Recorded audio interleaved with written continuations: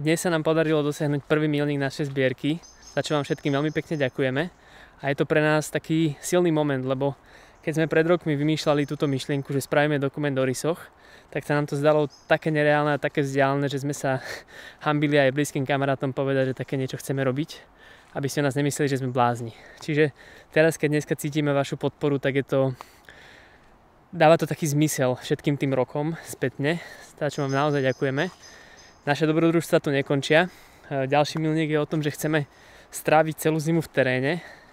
Zima je obdobie, kedy je nám ťažko, mrzne, musíme sa brodiť snehom, ale zároveň je to obdobie, kedy vieme zachytiť veľmi vzácne momenty. Čiže tí, čo viete a môžete, budeme veľmi radi, ak nás budete podporať aj naďalej. A ešte raz ďakujeme.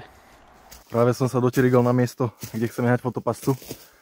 A predtým, ako som vyrážal, mi Jakub volal a povedal mi, že sme dosiahli prvú časť zbierky. Takže chcel by som sa vám touto cestou poďakovať. Je to super pocit, že už v tom konečne nie sme sami. Takže vďaka za podporu a budeme sa snažiť vás nesklamať. Ďakujem.